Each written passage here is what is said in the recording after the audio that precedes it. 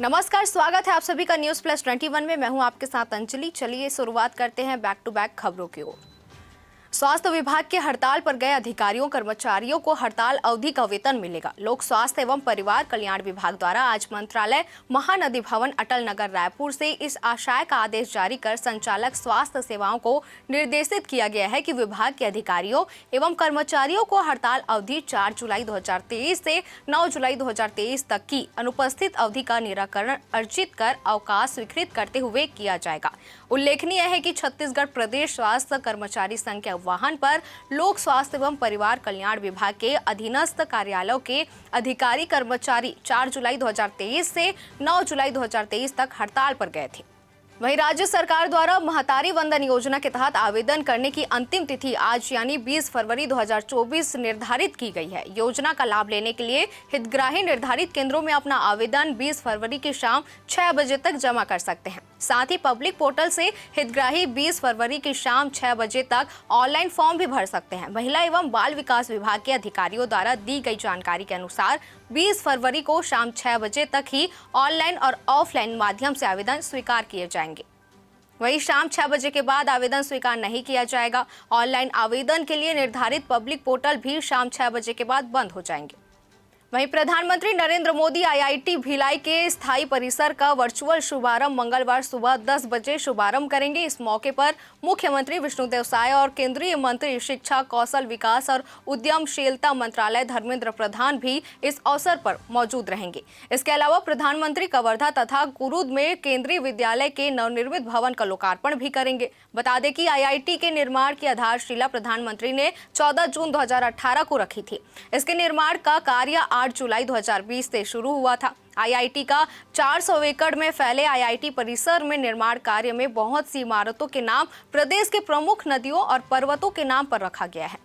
वहीं व्हाट्सएप लगातार नए फीचर्स ला रहा है, खासकर अपने चैनल फीचर को बेहतर बनाने पर ध्यान दे रहा है। लेकिन हाल ही में पता चला है कि व्हाट्सएप अब दूसरे फीचर्स पर भी ध्यान दे रहा है। WA बेटा इन्फो के अनुसार जो नए व्हाट्सएप फीचर्स के बारे में बताता है, व्हाट्सएप अपने स्टेटस अपडेट टैब के यूजर्स इंटरफेस को बदल रहा है, जिससे स्टेटस अपडेट देखना और भी ज्यादा आसान हो जाएगा।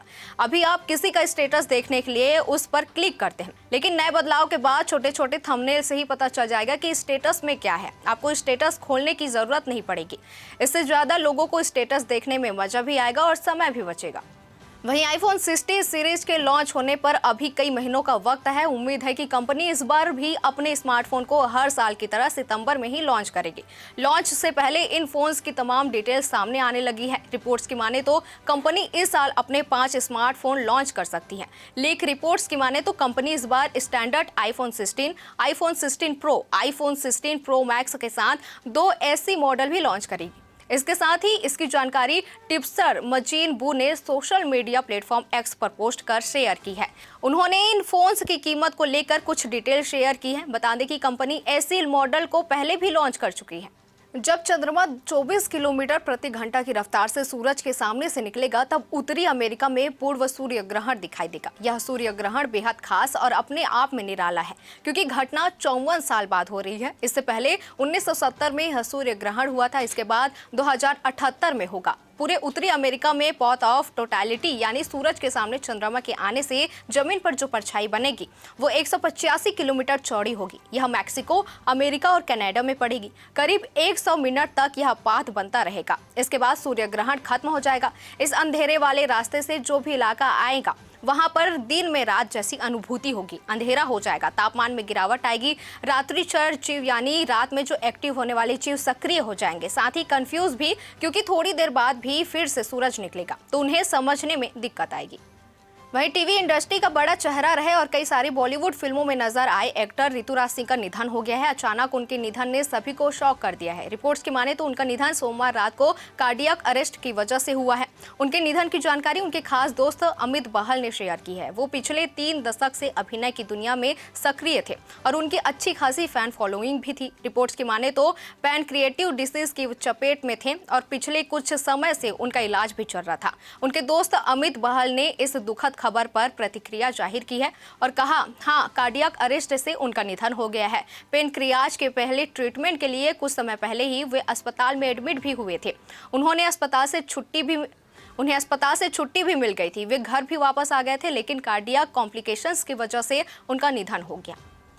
रितेश सिधवानी और फरहान अख्तर की एक्सल एंटरटेनमेंट की बैनर तले बनी डॉन 3 का सिनेमा लवर्स लंबे समय से इंतजार कर रहे थे। एक्शन और थ्रिलर सिनेमा पसंद करने वालों के लिए डॉन एक अल्टीमेट चॉइस है। ऐसे में मेकर्स ने भी फैंस के बीच जोश को देखते हुए डॉन 3 को लेकर एक मोमेंट डेवलपमेंट से पर्दा उठाने की तैयारी कर ली है। मेकर्स ने एक अनाउंसमेंट जारी किया है, जहां उन्होंने बताया कि डॉन 3 को लेकर यानी कि आज मंगलवार के दिन स्पेशल अनाउंसमेंट की जाएगी।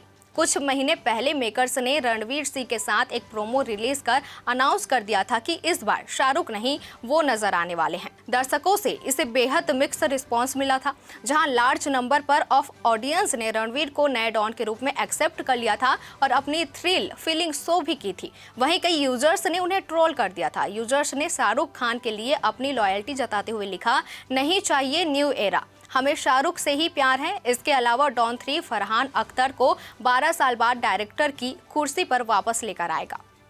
तो ऐसी तमाम जानकारियों से लगातार अपडेट रहने के लिए बने रहिए हमारे साथ। न्यूज़ प्लस 21, आपके हक की बात।